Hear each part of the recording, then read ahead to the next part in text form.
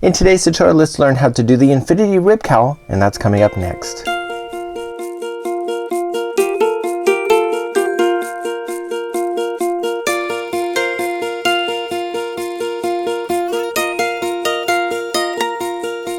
Welcome back to the Crochet Crowd as well as yarnspirations.com. In today's tutorial we're going to experience the infinity rib cowl, and this cowl is an infinity, meaning that it has a permanent twist to it, and because of that it's really kind of cool on how you do it. Today we're going to be using the Bernat Bargello yarn, and you will notice this is a bulky weight yarn, a super bulky of 6, and usually 5 is bulky, but this is super bulky of 6, and you can see that the threads or the yarn is really quite thick and fun. We're also going to be using an 8mm size L crochet hook today. I picked this comfort one up at Michael's stores, and I think it's actually quite brilliant. It's a lot easier to hold than the conventional as well. So without further ado, let's just quickly review the pattern and let's get started.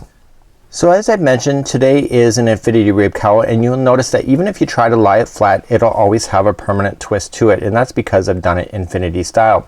When we go to do this, we're actually starting in the center point just like so, and because we're doing infinity, what happens is if you follow it and you follow this all the way around, watch, see?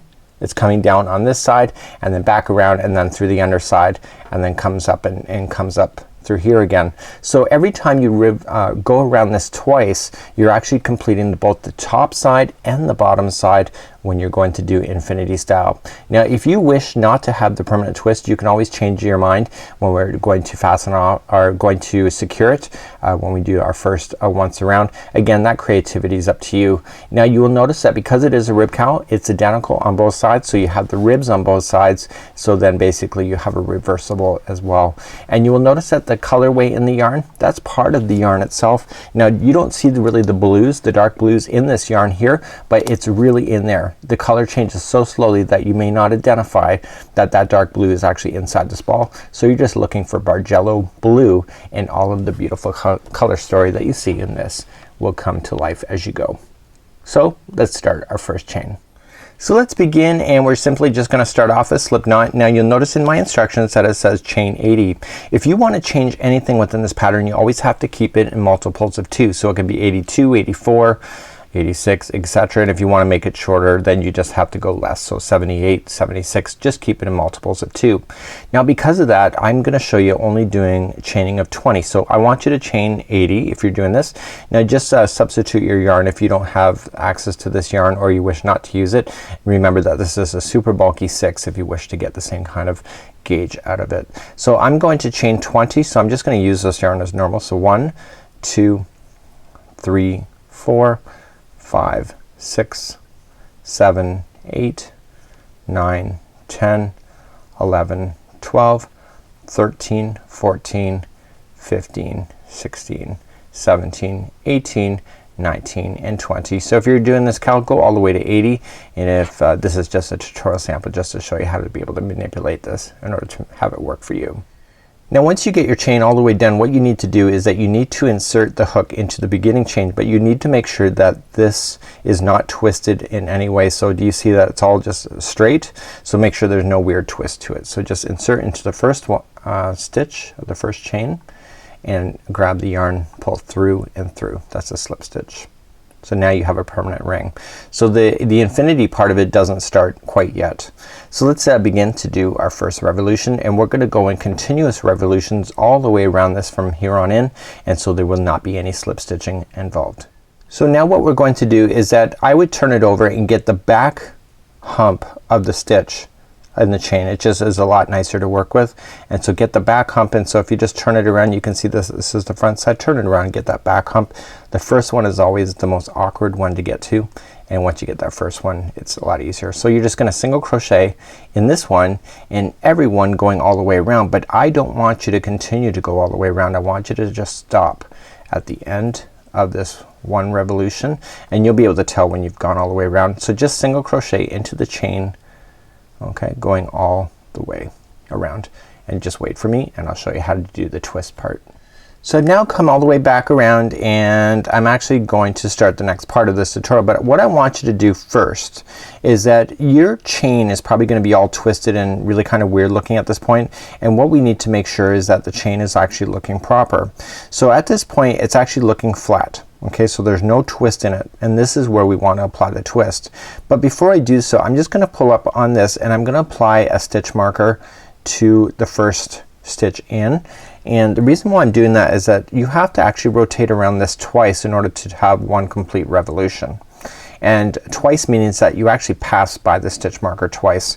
Once you will pass by on this side of the chain, and then the other side you'll pass on the other as you go all the way around. It makes sense as you're doing it. So what you want to do is put your hook back in, and what we want to do is that we want to start off and do still continue to do a single crochet. Sorry, I'm stumbling.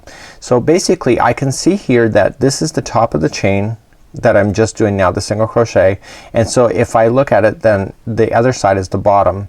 So in order to get the twist in it is that I have to make sure that this time, this is the last stitch, I have to immediately go into the bottom of this chain, this side. If I go into this top right here, then I will not have a twist. So if you don't want a twist, you're just gonna immediately continue and to the next part of the instructions of moving up to the number 3 of the front post double crochet.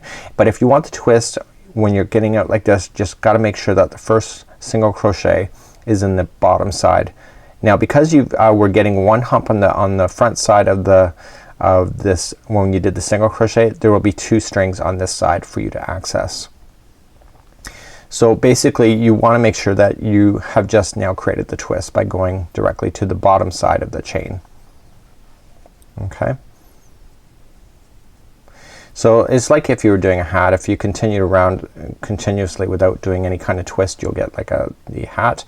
And you can clearly see now that I've gone to the bottom side of the chain, even though it's turning up at this point, is that there's now a twist in it. Okay, so if you follow what I've just done, follow it around, see it goes underneath and then comes up underneath just like so. So you're going to single crochet again around this until you get to that stitch marker, and then this is when we start to do the rib stitching. So hopefully that makes a lot of sense. It's all a matter how you twist it the very first time you're doing this in order if you want that infinity look or not. So continue to single crochet all the way back to the stitch marker area. So I've now come all the way back around, so you can see that there's a darker blue right in the center. That was your starting chain, and then this here was the single crochet that you originally started around, and when you came back around because of the twist we've now came back on the other side on the top. Okay, so that makes a lot of sense at that point. So now we're going to start doing the front post double crochet and then back post double crochet. How we do that in the first one is that we're gonna just start off with the front post. You can start off with the back if you wish to, doesn't really matter. And then we just immediately go around the post of the single crochet in the row below. Okay, just go underneath and pull through and then just double crochet as normal. So then the next one, because we've just done the front post double crochet, we're gonna just stretch things out, it doesn't matter. Just wrap the hook, come in between the posts from back side, flip it back out on the other, okay, and the post is caught in between, and then just double crochet. So let me review that again slower. So wrap the hook, we're gonna come in the front side this time, so into the side, okay, pop it back out to capture that front post. Now because this is single crochet, it's always harder, but this is the only time you're having to do with the single crochet part, and then just double crochet as normal. So then the back post, wrap the hook, come out from the back side forward, pop it back out on the other side, the back side, and pull through, double crochet as normal, and continue to do this all the way around. Okay, and then we'll just quickly review one more time. When we get all the way around, we've only actually done this side of the cowl that you can physically see on this side, and you still have this side, but because we've done a complete twist, you'll naturally just it'll naturally just want to come to you that you want to continue along to finish the other side. So again, it's just front post double crochet and back post double crochet, and then just go all the way around. So I'll meet you at the stitch marker, which is the halfway point, and then I'll show you what to do at that point. So I've just hit the stitch marker and you can see that the ribbing is on the front side up top up here, and it's down here. This is where we started it. So you can see that this side it still has to go around. So you can see that then by continuously going around, you basically are going up and down based on the twist of how it's done. So if you did not have a twist in your cowl, when you run back into this, I'm gonna be covering that in just a moment. I'm gonna just continue along and just show everybody else on how to be able to continue along. So we've gone now to the stitch marker. We want to go all the way around one more time so that we're on the stitch marker on the bottom side, and therefore the ribbing is actually done on both upper and lower sides. So continue just to follow the pattern again. So the last one was front post double crochet. So this is back post double crochet, and continue to go all the way around. So I've now come all the way back around again to the stitch marker, and now you can see that the ribbing is on the upper and lower sides. Okay, so what you can do at this point, now you have to match exactly what you have already. So I just finished with the back post. Now what I want to do is if this happens to you and you lose count, this is the place where you can just fix it, and then the rest of your project will all be magical. So what you want to do is that you can see that this is popping out towards you, so that's a front post double crochet. We want to match that, but you can see that I'm at the back post right here. So what I would do is that to do the front post once again, to maintain the pattern now going forward, wrap the hook and go behind the first one that is not right, and then the real one. And what that does is it puts it both together, and then your project will be perfectly in line with each other as you go all the way around. So now you're, for the next 3 revolutions, you are going to go around your project and you're just going to match exactly what you had.